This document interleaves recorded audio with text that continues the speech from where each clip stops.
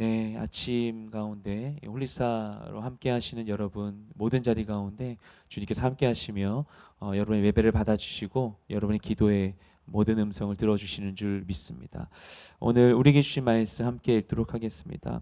오늘 우리에게 주신 말씀 예레미야 44장 11절부터 19절까지 말씀입니다. 우리 한 목소리로 읽겠습니다. 그러므로 이스라엘의 하나님 만군의 여호와가 이렇게 말한다. 보라, 내가 너희에게 재앙을 내리고 온 유다를 멸망시키기로 결정했다. 이집트 땅으로 가서 그곳에서 살겠다고 결정한 유다의 남은 사람들을 내가 제거할 것이다. 그들 모두는 이집트 땅에서 멸망할 것이다. 그들은 칼로 넘어지고 기근으로 멸망할 것이다. 가장 작은 사람부터 가장 큰 사람까지 그들은 칼과 기근으로 죽게 될 것이다. 그들은 악담과 경악의 대상이 되고 저주와 모욕의 대상이 될 것이다. 내가 예루살렘을 처벌했듯이 이집트 땅에 사는 사람들을 칼과 기근과 전염병으로 처벌할 것이다. 이집트 땅으로 가서 그곳에서 살고 있는 유다의 남은 사람들 가운데 도피하는 사람이나 살아남는 사람이 없을 것이다.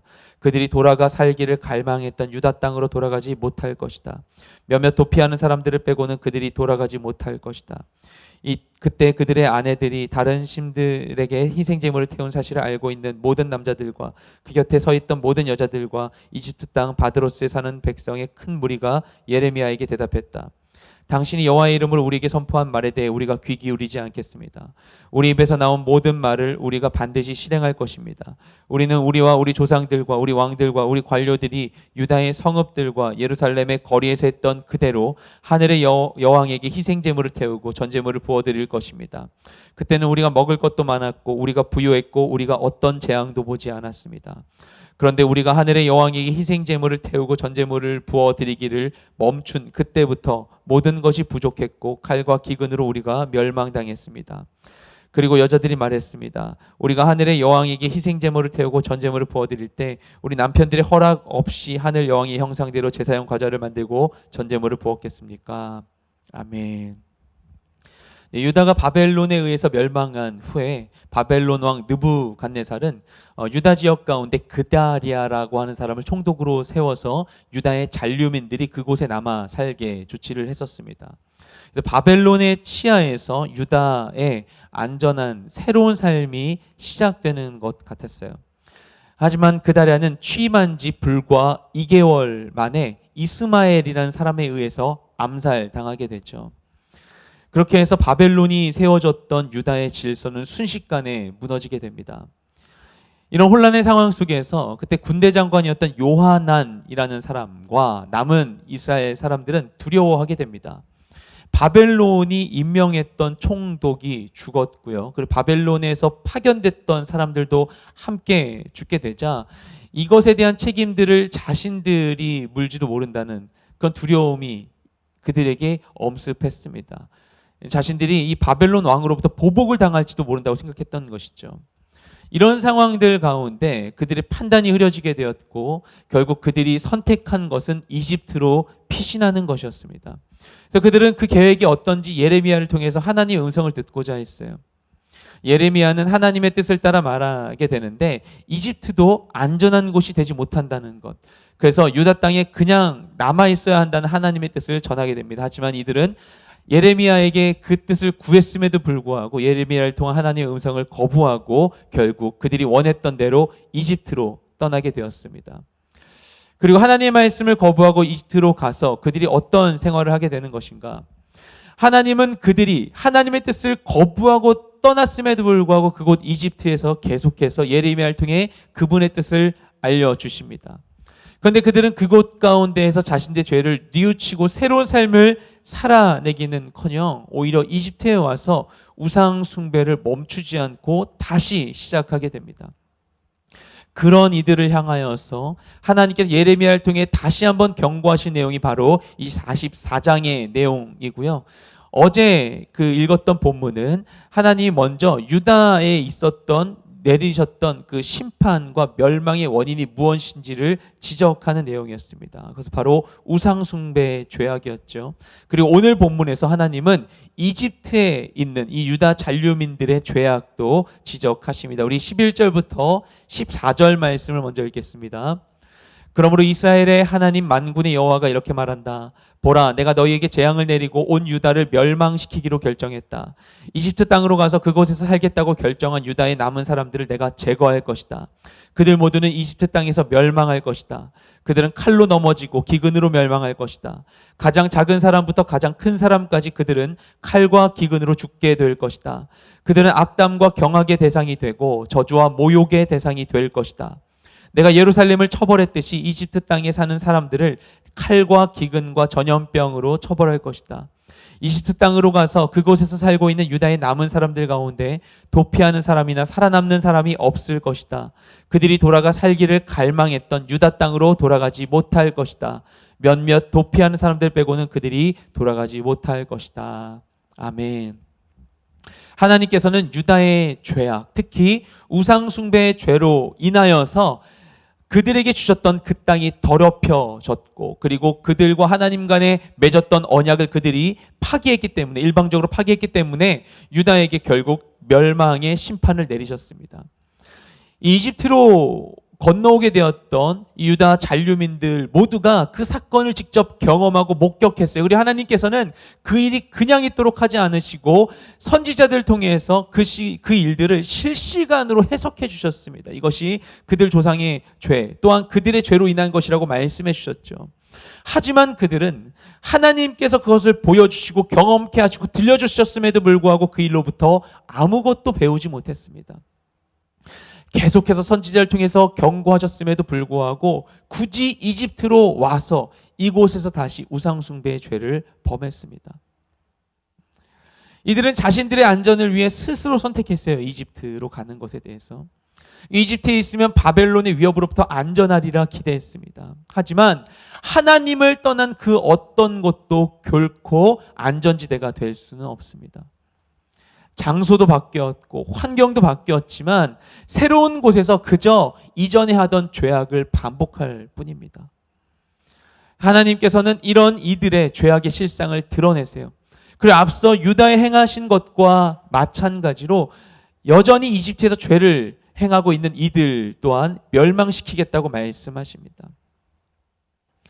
사람이 변하는 게 참 쉽지가 않습니다. 죄의 습관의 무서운 점이 바로 이런 부분이죠. 그게 죄인 것을 알아도 끊기가 쉽지 않아요. 죄로 인해서 심지어는 인생이 망가지기도 하고 건강을 잃어도 죄의 습관을 끊기가 쉽지 않습니다. 저 예전에 너무나 마음이 아팠던 게 저희 아버지께서 살아계실 때 담배 때문에 암에 걸리고 수술을 몇 번을 하셨음에도 불구하고 그 담배를 끊지를 못하시는 거예요. 그게 나쁜 걸 알면서도, 그래서 아들 눈치를 보면서도 구차하게 거짓말하면서도 담배를 버리지 못하시는 거예요. 예전에 한 목사님께서 설교 중에 그런 말씀을 나누셨어요. 중국에 사역하시면서 치유 사역을 하셨었는데 위암에 걸려서 복수가 차신 분이 찾아오셨대요. 술을 너무 많이 마셔서 그렇게 병에 걸리신 거였어요. 근데 그분을 위해서 기도했는데 놀랍게도 하나님께서 그 병을 치유해 주셨습니다. 병이 나았으니 얼마나 기쁜 일입니까? 위암을 치유해 주셨으니까요. 이런 초자연적인 역사를 경험하면 하나님의 존재가 더 확실히 믿어지지 않겠습니까? 그런데 그 위암을 치유받은 분이 바로 어떻게 했는가? 다시 가서 술을 마시더라는 겁니다. 건강해진 위로 다시 술을 마시는 거예요. 엄청난 능력을 경험해도 그게 죄의 습관까지 끊어주지는 못하더라는 그런 이야기를 들었습니다. 우리는 어떻습니까? 죄가 그렇게 무서운 겁니다. 그리고 죄인된 우리의 신분이 그렇게 절망적인 것입니다. 그래서 더욱더 우리가 스스로의 능력을 의지할 것이 아니라 내가 원하는, 내가 생각하는 안전한 피난처를 찾아 헤매는 것이 아니라 우리를 죄와 사망의 권세로부터 완전히 자유케 하시는 주님께로 나아갈 수밖에 없는 것이죠. 예수 그리스도의 십자가의 공로가 아니고서는 우리를 죄로부터 자유케 할 다른 어떤 능력도 없는 것입니다. 그리고 우리가 모든 죄악의 상황 가운데에서 벗어날 수 없는 나의 연약함 가운데에서도 소망을 가질 수 있는 것은 우리의 상태와 상관없이, 우리의 의지와 상관없이 하나님께서, 우리를 구원하신 하나님께서 먼저 우리를 포기하지 않으신다는 거예요. 그래서 우리가 믿는 기독교의 개혁주의 5대 교리 가운데 성도의 견인이라는 말이 있죠. 하나님께서는 그분이 구원하신 백성을 포기하지 않으시고 그분께서 끝까지 자기 백성을 붙들어 주신다는 것입니다. 때로는 내가 힘들고 어려워서 하나님을 멀리하는 것 같고 하나님을 놓친 것만 같고 그분께서 멀어진 것만 같을지라도 하나님의 말씀을 저버리고 영적인 이집트로 피신했을지라도 하나님께서는 그런 우리를 포기하지 않으시고 끝까지 붙들어 주신다는 것입니다. 그렇게 끝까지 우리를 향한 그분의 뜻을 드러내 주십니다. 그분의 사랑을 보여주십니다. 하지만 그런 상황 속에서 지속적인 하나님의 말씀 앞에서도 유다의 잔류민들은 깨닫지 못하고 있었습니다. 그래서 잘 나타내는 것이 오늘 말씀 후반부의 말씀입니다. 우리 함께 15절부터 19절까지 말씀을 읽겠습니다. 그때 그들의 아내들이 다른 신들에게 희생 제물을 태운 사실을 알고 있는 모든 남자들과 그 곁에 서 있던 모든 여자들과 이집트 땅 바드로스에 사는 백성의 큰 무리가 예레미야에게 대답했다. 당신이 여호와의 이름으로 우리에게 선포한 말에 대해 우리가 귀 기울이지 않겠습니다. 우리 입에서 나온 모든 말을 우리가 반드시 실행할 것입니다. 우리는 우리와 우리 조상들과 우리 왕들과 우리 관료들이 유다의 성읍들과 예루살렘의 거리에서 했던 그대로 하늘의 여왕에게 희생 제물을 태우고 전제물을 부어드릴 것입니다. 그때는 우리가 먹을 것도 많았고 우리가 부유했고 우리가 어떤 재앙도 보지 않았습니다. 그런데 우리가 하늘의 여왕께 희생 제물을 태우고 전제물을 부어드리기를 멈춘 그때부터 모든 것이 부족했고 칼과 기근으로 우리가 멸망당했습니다. 그리고 여자들이 말했습니다. 우리가 하늘의 여왕께 희생 제물을 태우고 전제물을 부어드릴 때 우리 남편들의 허락 없이 하늘의 여왕의 형상대로 제사용 과제를 만들고 전제물을 부었겠습니까? 아멘. 예레미야가 하나님의 경고의 말씀을 이들에게 전해 주었어요. 그것은 그제라도 그들의 죄악의 실상을 깨닫고 돌이켜 하나님께 바로 설 수 있는 기회를 허락해 주신 것이죠. 그냥 그들을 멸망시키는 것 자체가 하나님의 목적이었으면 이것을 굳이 말씀하셨겠습니까? 그냥 그들을 심판하셨겠죠. 하지만 하나님께서 그것을 말씀해 주셨어요. 죄악을 깨닫도록 도와주셨던 것이죠. 하지만 이 예언의 경고를 들은 이 유다의 잔류민들은 예레미야가 한 말을 거부하고 반박합니다. 그냥 자신들이 해오된 대로 우상숭배를 계속하겠다고 주장해요. 그리고 여인들은 그냥 우리가 우상숭배한 거 남편들이 허락해준 당신이 뭔데 이것에 대해 뭐라고 이야기하는 것이냐라고 반박합니다. 그들이 지속적으로 우상숭배를 하겠다고 주장할 수 있는 근거로 제시하는 것은 무엇인가? 이런 이야기를 하는 거예요. 과거에 자신들이 유다에서 우상숭배할 때 하늘의 여신을 향하여서 제사를 행했을 때에는 부유하고 잘 살았었는데 우상숭배를 멈춰서 그때로 인하여서 재앙이 시작되고 유다가 멸망했다. 이렇게 그들이 논리를 펼치고 있는 거예요. 이들이 말하고 있는 것은 무엇인가 하면 과거 요시야의 종교개혁에 대해서 이야기하는 것입니다. 요시야는 유다의 마지막 거룩한 왕이었어요. 그는 죄악이 가득했던 그 유다 땅 가운데에서 하나님의 그 말씀을 회복하고 대대적인 종교개혁을 단행합니다. 우상숭배를 중단하고 이들의 시선을 하나님께 돌려 하나님께 예배하게 했어요. 그런데 그가 비참한 최후를 맞이했죠. 이집트 왕 바로 느고와의 전투에서 사망합니다. 그 뒤로 그 요시야가 죽은 뒤로 이 유다는 이집트의 속국이 되어서 이집트와의 바벨론의 전쟁을 위해 이집트에 착취당하고 전쟁의 도구로 쓰이다가 결국에는 바벨론에 의해 멸망당하고 말았습니다. 요시야 이후에 있었던 그 새 왕들이 이집트에서 세워지고 폐위되고 또 바벨론에 의해서 세워지고 폐위당하면서 유다가 참혹한 시절을 보내다 결국엔 완전히 멸망당하게 되었죠. 그래서 이들은 자신들이 멸망당한 이유가 요시야 왕 전까지만 해도 우상숭배 잘하고 잘 살고 있었는데 요시야 왕이 우상숭배를 그치게 함으로 인하여서 그때로부터 멸망당하게 됐다. 요시야의 종교개혁으로 우상숭배를 중단했기 때문에 우리가 멸망당한 것이다라고 주장하는 것입니다. 하지만 하나님께서는 요시야의 종교개혁이 있기 이전 시점부터 선지자를 통해서 계속해서 심판을 경고하셨어요. 무엇보다도 이 요시야보다 앞서 있었던 정말 악랄한 왕이었던 히스기야의 아들 히스기야의 아들 므낫세의 그 악행에 대하여서 하나님께서 강하게 질타하셨었죠. 그렇죠? 그 므낫세의 범죄 이후로 이스라엘은 정말 악화일로로 치닫게 되었었고요. 더 이상 하나님의 심판의 경고가 취소될 수 없는 상황 가운데 있었습니다. 그것은 이미 예고되어 있었습니다. 요시야의 종교개혁은 그 임박한 하나님의 심판 앞에서 이제라도 바르게 돌이키고자 하는 노력이었던 것이죠. 이들이 멸망당했던 원인은 우상숭배에 있었지 우상숭배를 중단했기 때문은 아니었습니다. 하지만 이들은 상황을 잘못 해석하고 있었죠. 뻔히 보이고 있는 역사를 곡해하고 있었어요. 그들은 인과관계의 오류에 빠져 있었습니다. 자기들의 생각에 빠져서 자기 욕망에 빠져서 사태의 원인을 잘못 이해하고 혼란에 빠져 있었던 것입니다. 자카리 슈어의 책 생각의 함정이라는 책에 이런 예화가 나옵니다. 어느 마을 부족 사회에 가 있었는데요. 그곳에서 사람들이 집을 지을 때 어떤 형태로 집을 지었냐면 나무로 땅에서 높게 이제 거주하도록 집을 지었대요. 마치 이제 우리나라 원두막처럼 이렇게 기둥들을 높이 세우고 그 기둥 위에 이제 거처를 세우는 형식인 것이죠. 그래서 그 아래 공간, 1층이라고 볼 수 있는 공간은 텅 비어 있고 사다리나 계단을 통해 위로 올라가서 그 위의 공간에서 거주를 하는 것입니다. 그리고 그 아래 빈 공간은 어떻게 했느냐? 아래 빈 공간에서는 돼지를 키웠다고 해요. 그런데 어느 날 사고가 나서 한 집이 불타 버렸습니다. 그 집이 불탔는데 집과 함께 집 아래 키우고 있었던 돼지도 함께 불에 탄 거예요. 근데 그 마을 사람들이 불에 탄 돼지고기를 먹어보니까 너무 맛있었던 거예요. 그래서 그 마을 사람들은 그 돼지 맛을 잊지를 못했어요. 이 불에 탄 돼지고기 맛이 너무 그리워서 어떻게 하는가? 다른 집을 또 태우게 되었던 것입니다. 돼지고기가 맛있게 된 이유는 돼지를 불에 구웠기 때문인데 사람들은 돼지가 맛있어진 원인이 집이 태워졌기 때문이라고 생각했던 것입니다. 집이 불에 탄 것과 돼지고기가 맛있어진 것은 서로 관련이 있는 상관관계이긴 했지만 정확한 인과관계는 아니에요. 그런데 사람들은 이 상관관계와 인과관계를 혼동한 것이죠.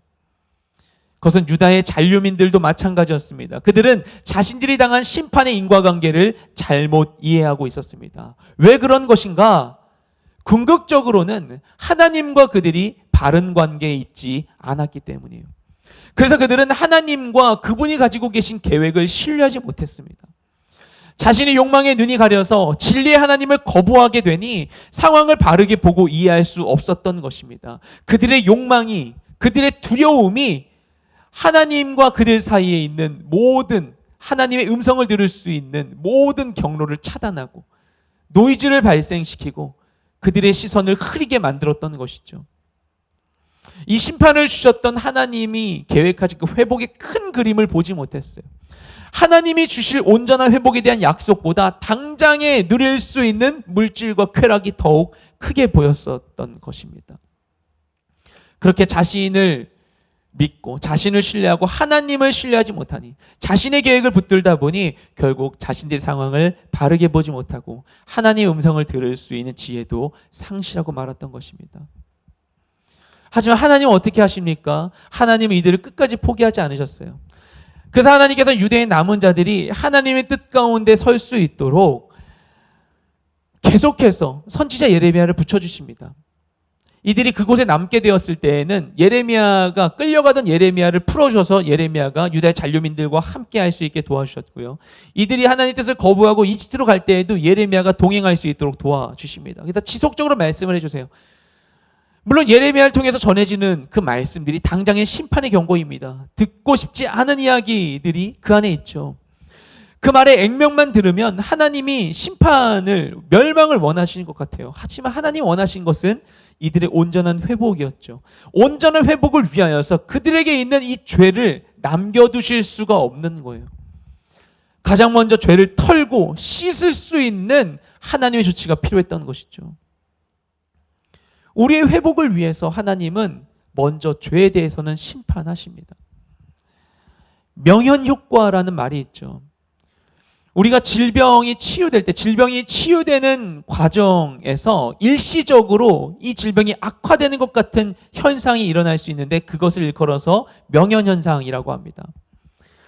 치료의 과정에는 아픔이 동반될 수 있습니다. 안 좋은 상태를 고치는 건데 아무렇지 않은 게 오히려 이상할 수 있죠. 우리가 심지어 여드름을 짤 때도 아프지 않습니까?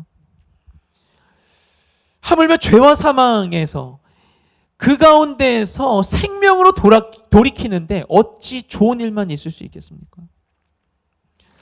우리가 지금 함께 경험하고 있는 이 고난의 시간도 우리를 온전케 하시는 하나님의 인도하심인 줄 믿습니다.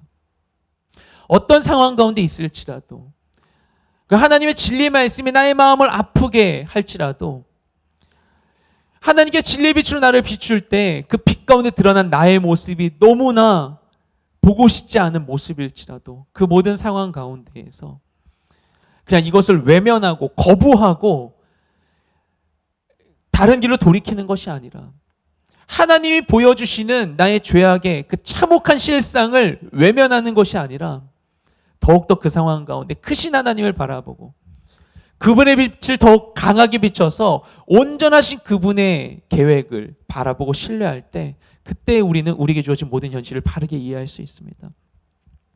변화하는 모든 상황 가운데 우리가 놓치지 말아야 하는 것은 하나님과의 관계끈을 놓지 않는 것입니다. 그래서 기도와 말씀의 자리를 놓치지 않는 것이죠. 지금 이 시간 가운데 홀리스타로 함께하고 계신 여러분 모두를 주님으로 축복합니다. 하나님과의 관계끈을 놓지 않는 여러분의 모든 삶 가운데 하나님께서 진리의 영으로 임하셔서 모든 것을 밝히 드러내 주시고 우리의 발걸음을 진리의 길로 인도해 주실 줄 믿습니다. 우리를 향하여 쉬지 않으시는 주님의 말씀 가운데 늘 깨어서 믿음으로 순종하며 나아가는 우리 모두가 되시기를 주님의 이름으로 축복드립니다.